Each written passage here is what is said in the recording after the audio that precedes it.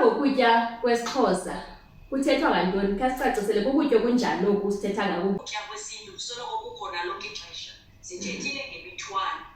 Imithwane ke sithele ngala xa kuthi xa kukhula ithanga lithi lingekavuthwa lingekaqini okoba likhule libe lithanga elikhulu, kodwa kube khona indlela ekuthiwa ngexesha linabayo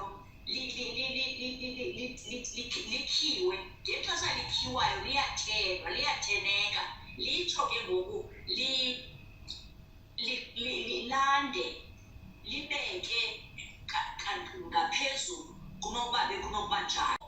Kumnandi ngohlobo olumangalisayo. Ndikhumbula into yoba ndandiye ndithi xa ndibuya esikolweni ufike ekhaya izitya zethu sezogqunywe phaya entla, unjawunje usiva iphunga lomcuku. Uthi xa uthatha usikha ufika apha ngaphezulu kuthiwe zwayizwayi iswekile. Uthi ke ngoku xa usikha uthi khephu khephu khephu. Ukutya kwesintu asiphakeli sithi siphakela ubani ngoku, siphakela ubani ngoku. Kuzophakwa lo mbona nokubekwa esithebeni nokubekwa esityeni esikhulu. Umntu nje asikamane ezithathela ibhanqa amane esitya. Omnye athathe ibhanqa lombona ehamba esiya emlanjeni adibane nomnye umntu amophulele. So ukutya kwesintu kuhamba nesintu, kuhamba nobuntu, kuhamba nokupha, kuhamba nokukhathalela abanye. Amasiko nezithethe. Saba ngabelungu kuseninam mzuntsuntu. Yizani sinqweme ze kuthi qwenge. Naba abantwana bethu bejikilela amasiko abo sijongile. Iqhawuke phi na imbeleko mzikaPhandlo? Ingaba siyavuma ukuba ukufa kusembizeni? Abakhuliswa sithi na sibaguqule bafane noondlebe ezikhanyilanga? Ayisithi na abathi kubo inkcubeko nempucuko kukusikhupha ngeempumlo ucondobe uxelomedem? Singabanyola na sibakhombe ngomnwe sithi ngabo abazenze unompucuko? Khawukhangele, nantso intombi emnyama iziqhayisa igaxele ilokhwe emhlophe kuba kaloku iyatshata. Wakhe amaxhaka umyeni ecaleni uzingca ngeblack tie. Wayedibana nayo phi? Zayaphi na iimini ezimnandi zemidudo sibhiyoza sonwabile ngesintu singabantu? Ngiyabona ke sekukhona ngoku into entsha yoba amadoda arealize into yoba aye azivimbisa ukutya okunentswana ngokokubana bangathi bathi abayiki imifino kuba besithi imifino yinto yokutya, kukutya kwabantu abangabafazi. But ngoku bayayitya imifino. Ndiyakuva ba. Siyayibawela le ncwadi yakho. Ngaske ithi kanti le ncwadi yakho ibiphuma ngasithi kanti le ncwadi yakho ibiphuma kwangoku. At least sikwazi uba sibe sibeka nento apha ecaleni. Sikwazi nokuba sizama uyi-advertiser, because I feel like baninzi abantu abafuna eza recipe. Benzama igama lesintu kalimkile. Eza recipe noko sikwazi uzenzela nathi kakuhle. Hayi izawuphuma kudala njengangoku ndingatsho safely into yoba it has gone through ii-stages. Mna ndiyi-lead writer, ngoku seyiphumile yaya kwi-editor, ngoku ikwi-publisher. So ndicinga into yokokuba akawupheli unyaka, andifuna ubiza ixesha, akazuphela unyaka singanazisanga into yoba incwadi nansi iyaphuma ngoku, niphinde nisibize enkqubeni ukwenza into yokokubana sithethe ngayo le ncwadi, niyibona ukwenzela uba nyhani ke abantu bazovuselela indlela zokupheka zesintu. Iyavakala mama. Sithe ngelinye ixesha apho sasilontsha le idea yokwenza le ncwadi yokutya kwesintu. Saba nazo inkobe nokunye ukutya, kodwa ndifuna ukuthi ndikhumbula kakuhle abantu abangootata bazitsibela iinkobe besithi bazigqibela inkobe ebhumeni. Bebengasazazi inkobe. Indlela savele saphela eso sitya senkobe ngomzuzwana. So kuyabonakala into yobana kuyadingeka into yobana kuvuselelwe oku kutya kwesintu, ngoba kunayo nendlela yokugcina ukusigcina kusempilweni kunokutya esikutyayo ngoku.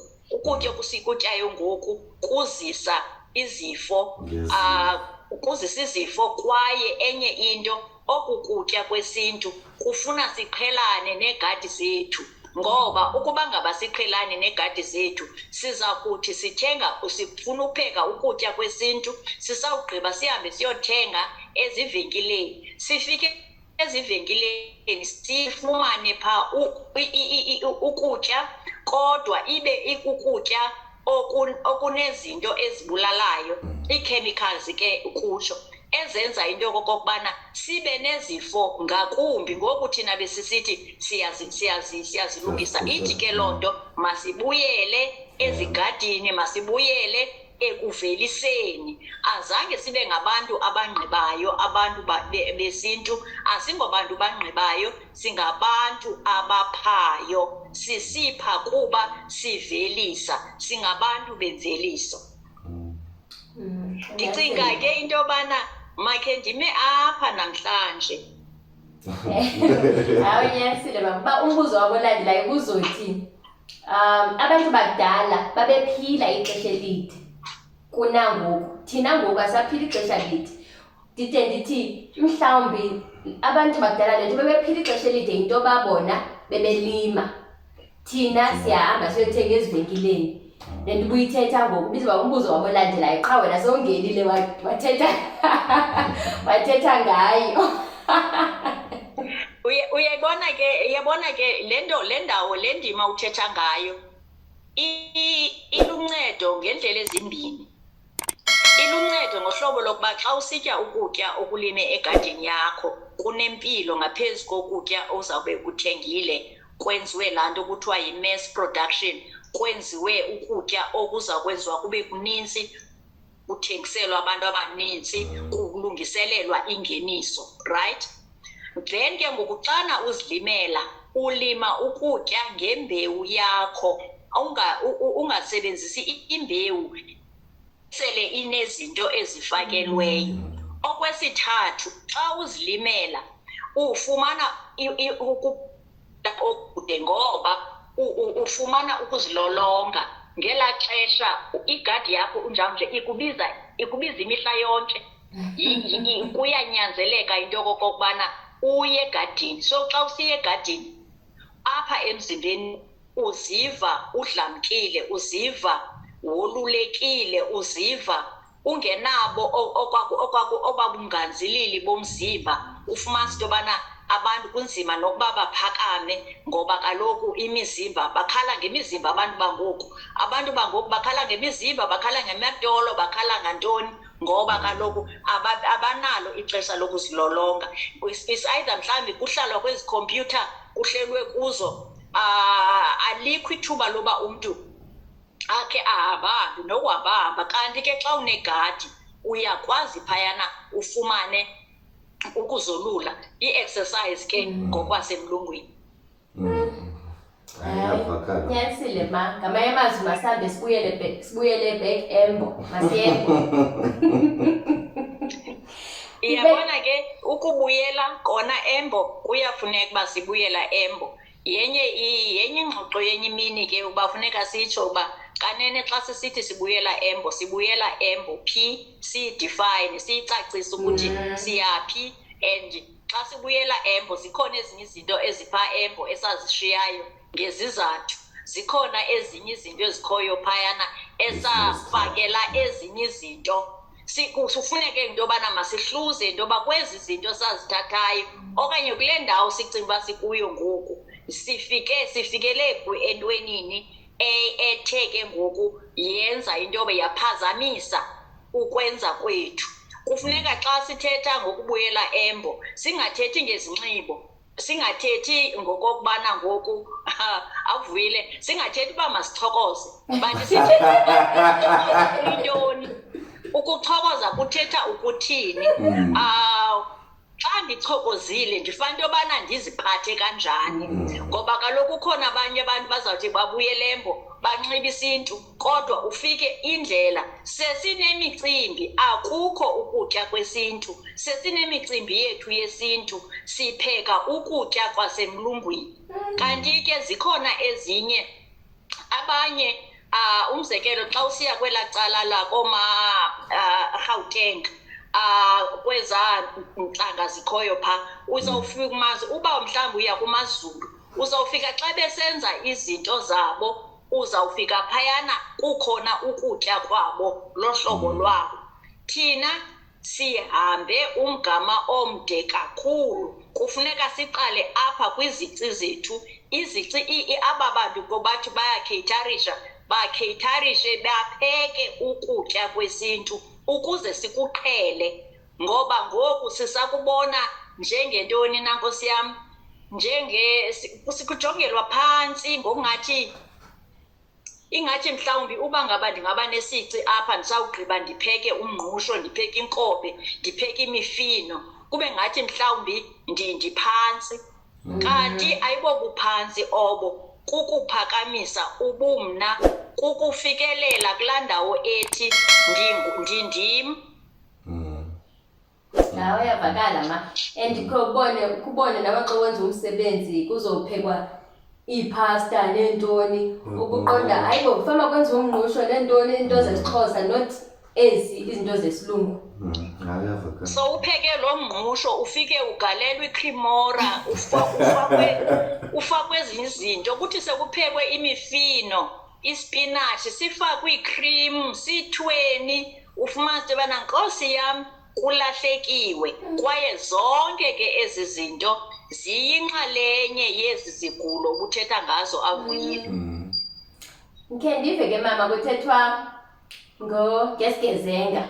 Abantu abaninzi abasazi esisonga kuthiwa sisigezenga. Xa unosicacisela ungathi kudityaniswa ntoni nantoni na. Itshomi yam yayidla ngohleka ndithi sisonga somphokoqo esi, qonda ndikwazi ubamba eli gama lithi sigezenga. Isonka kaloku isigezenga sesiyabe ndithethe ngaso kuqala ndathi sisonka sombona omtsha. Sisonka esikuthathwe umbona omtsha usathambile, ukwecwe elikeni.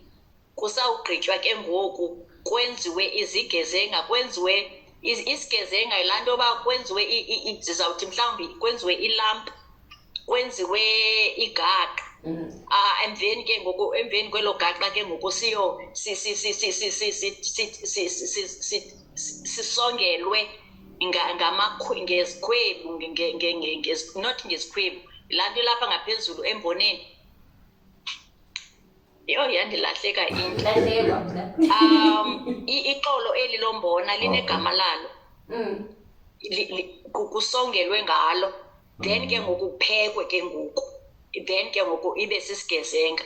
Kanti ke xana uye mhlawumbi athe walahla amaxolo la ombona, uyakwazi uthatha iphepha elibrown, elaa phepha liphapha laswekile, urepishe ngalo, upheke ngalo, okungathi kuphekwa le nto sithi ngoku si-steam bread.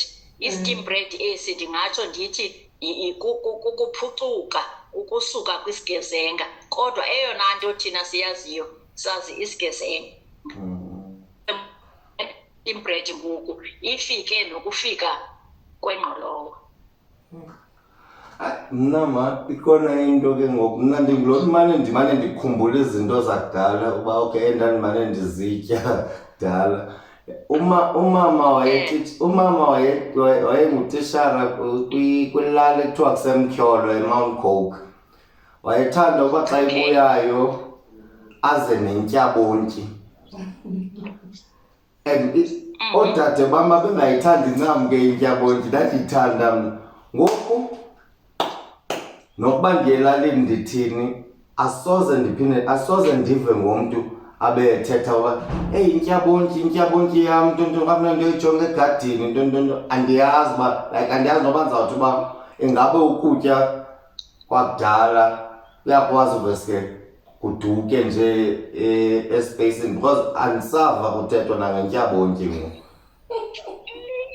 Yabona ke intyabontyi lithanga nalo elithile elipha egadini.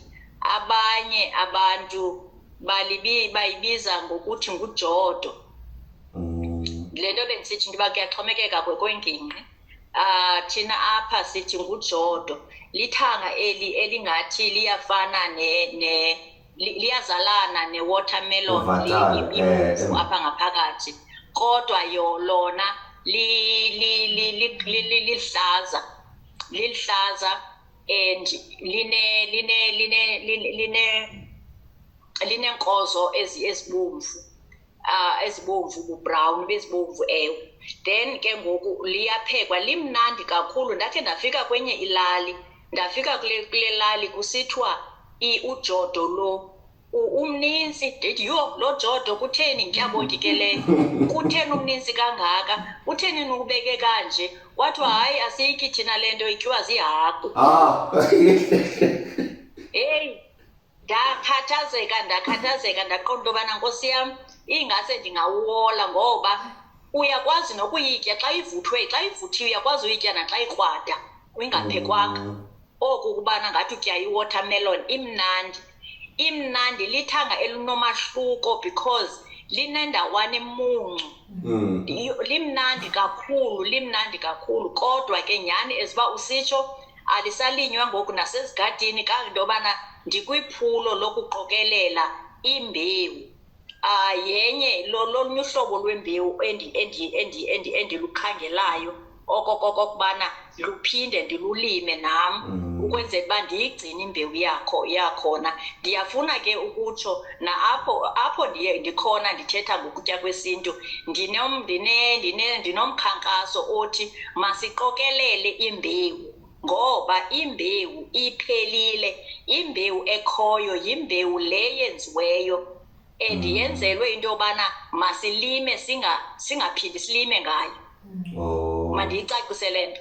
Imbewu noba utya ipere noba utya iapile noba utya ntoni gcina imbewu. Ndicinga into yobana ndawucela Avuyile into yoba sikhe sibe nayo enye isession apho sizawuthetha ngolu khankaso, sithethe nangohlobo lokuba usawuqhube uziqokelele ke kule mbewu uyithini ngoba ingxamisekile le nto ngoba yinto eyenziwa ngabom. Kuba kuyabonwa into yokuba kukho iphulo lokokuba kufundiswa abantu indlela zokulima, abantu babuyele emhlabeni. So ngoku oongxowankulu bathatha ke ngoku le mbewu i-original le kakade basinika imbewu ozawulima ngayo kube kanye kufuneka uba mawuphinde uyothenga enye. Awukwazi ke ngoku ukuthi kule nto ubuyityalile uphinde uthathe. Uyakwazi ufumana ibhathanathi ngoku, ufumana ibhathanathi ufumanise phaa ngaphakathi akukho nenye imbewu kodwa inkulu ingaka. Yindlela eyenziwa ngayo ke ngoku le veji siyityayo yenziwa in such a way that ikhula okungathi kukhulisa uramthuthu. Ikhula kakhulu, ivunwe ingekafikeleli kwikhabathisi lokokuba iveze imbewu. So ithi ke ngokule nto kufanele ke thina ngoku siqokelele naluphina uhlobo lwembewu ukuze sesifundisane into yoba uyenza kanjani ke ngokuba intshule le mbewu yakho. Okwangoku masiqokelele imbewu sizama uyobeka endaweni apho iza koma khona ingafumani ungwengwe. Then ke ngoku siyazi into okokubana sixhobile nathi masixhobe ngapho. Nabo bayazilungiselela kwelaa cala ukwenzela uba kungapheli ingeniso. Kaloku jonga Avuyile ukuba ngaba umzi nomzi kungaba negadi ulime ube nemithi emithathu yeziqhamo ungaba sikhona isizathu sokuba umntu ayothenga iveji okanye ayothenga ifruthi evenkileni, asizuba khona eso sizathu. Kodwa siyathemba ukuthi ukuba ngaba siye saphakama sisonke, saqokelela imbewu, sangena ezigadini zethu, salima, indlala siza kuyilwa. Njalo ma, njalo ma. Hayi ndinombuzo ubukhe wayifikele engqondweni mama. Dala kwakuzingelwa. Ngoke bendikhe ndazibuza into yoba xa kuzingelwa laa nyama leyana izingelwayo inoba igcinwa phi kuba dala zazingekho iifriji. Yayigcinwa phi laa nyama? Kuxheliwe kwasikwa inyama, bayithini inyama? Ngokuba babeyithini inyama? Hayi kaloku sasinayo sikhula, andithethi nakudala kakhulu, thetha ngathi aba nathi sikhula iifriji zingekho, inyama yayiba khona kodwa inyama yayingonakali. Inyama yayixhelwa isawugqiba yomiswe, esawugqiba emveni uba yomisiwe ibekwe phaa uba yome, emveni uba yomisiwe igalelwe ityiwa. Igalele ityiwa, ixhonywe phaya kulaa ndlu kubaswa kuyo. Kuba khona phaa intsika, intsika, ipali emileyo apha phaa kule ndlu. Kulapho kuxhonywa khona, komiswa khona izinto. Phayana izawuthatha ixesha layo iphinde iphekwe. Enye yezinto ke avuyile eyayenza uba singabi nakutya kubolileyo thina yinto yobana thina bantu besisebenzisa indalo, laa nto sinokholo. Singayinayo laa nto yobana le gusha yam ndiyixhelileyo mandiyipise, ndisawugqiba ndiyifake kwifriza ndiyigcine ukuze ze ndiyitye inyanga yonke. Hayi, ibingekho loo nto. Kaloku kwale nyama le gusha yakho uyixhelileyo okanye loo nto uyizingelileyo izawutyiwa ngabantu bonke, ayizutyiwa lusapho lwakho lodwa. Sasinobuntu. Khona into ofuna uyibuza mntasekhaya? Masivale bethomama basawuphinda sibe nayo enye isession nayo.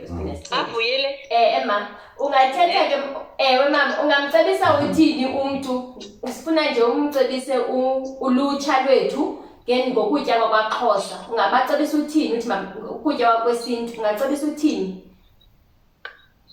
Ndingacebisa ndithi kubalulekile into yoba sikhangele abantu abadala ezindaweni zethu basifundise ngokutya kwesintu.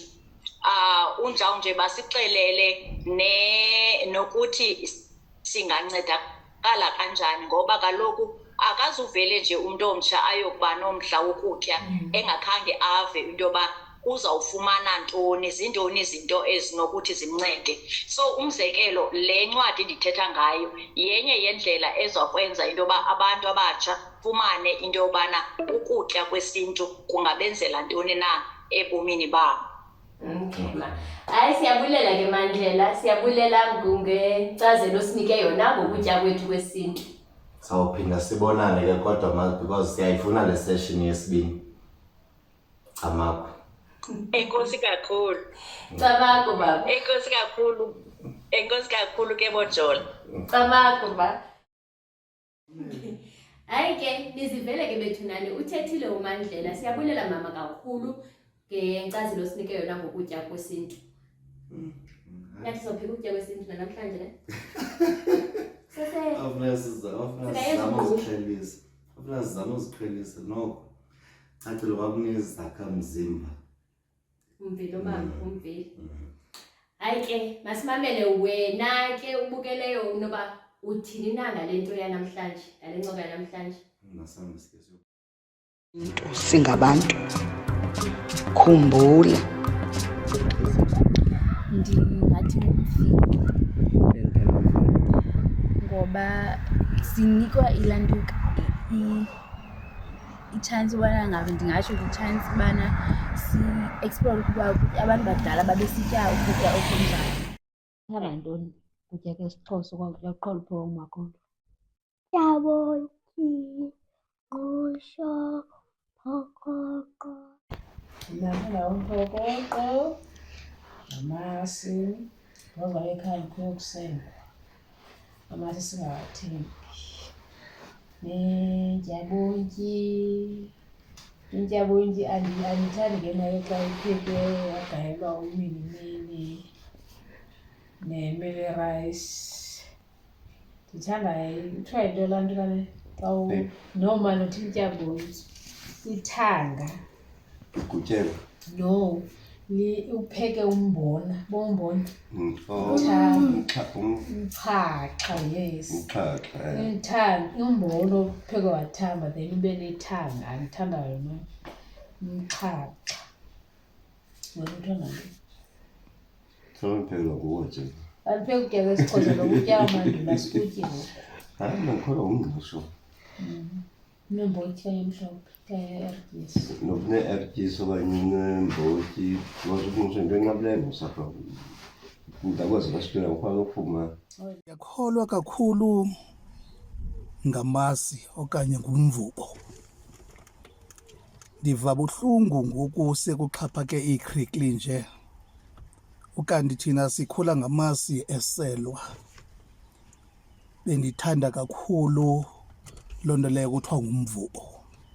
Ndingenaxesha phofu nanamhlanje andinaxesha lobana ngaba ndiwutya nini nanini na. Abanye abantu bahamba nangesimo sezulu, andihambi ngesimo sezulu mna. Ndawutya umvubo ndawucinga. Kuphinde kubekho laa nto kuthiwa yintyabontyi. Bambi ke bakuyikhumbula kakuhle. Ngaba bendide ndincedise nexhekwazi lam xa liqabela apha phambi kwendlu ekhaya. Uphinde uye phaa kumarostile. Thixo ulifumane kanye xa lishushu inene. Incandi loo nto leyo kuthiwa lirostile. Siphinde sibe nesonka sombhako. Isonka esenziwe ngebhakpoti. Senziwa phaa emalahleni phaa phandle. Nothi ezizonka zifakwe kwi-oven ngoku. Hayi andithethi ngazo mna. Thethe esenziwe ngebhakpoti phaa phandle. Ubuncwane bolapho. Imnandi elapho. Ngoku kodwa xa unofumana nesishebo mhlambi silulusu. Thixo fumana lwaa lusu nethumbu. Hayi ke uncende utye ube mnandi. Imnandi loo nto. Siphumile ke kwindlela besikade sizihamba. Sakhetha indlela zasewest. Ubuncwane sibushiya ngasemva. Ezona zinto zimnandi nebesempilweni besizisebenzisa ngaphambili sesiziyekile ngoku. Sileqa izinto zasewest. Ezethu ezi bezisenza impilo yethu ibentle. Hayi siziyekile loo nto sigula kangaka nje ngoku. Sifunyanwa zicholesterol. Sifunyanwa nje uzibone sophuma nethumba. Espacini akuya nabo butye ntoni na ubona sophuma namaqhaku ebusweni. Ungazazi babutye ntoni kanti sayeka isidlo esimnandi sakwantu sakwaXhosa. Uba singabuyela embo ke bantakwethu sitye kanye kanye ezo zinto. Uhambe uyovuna iertyisi entsimini yakho. Uvune ibhatata entsimini yakho. Uvune ithanga lakho entsimini yakho. Thixo imnandi into zophuma apho. Wena mnqatha ndibala ntoni nabantwana basekhaya. Thixo imnandi into ephumayo apho. Ngoku ke ngosesigileka ngoku kwezi market ngoku. Kodwa sisekhona lisekhona ixesha lokuthi singabuya silime sizitye izinto zethu besifudula sizitya sizoba sempilweni eyiyo. Ngalo mazwi ndithi maze nethole ukwanda kwaliwa ngumthakathi. Qamatha azasigcine athumele izidalwa zemimoya zincokole nathi ethongweni izilo zisikhusele. Camakho Mzonzweni. Camakho. Ndim intombi yakwaJola ndithi sobonana kwakhona kwisiqendu esilandelayo. Camakho. Khumbula Mzonzweni, eli ixesha lelethu.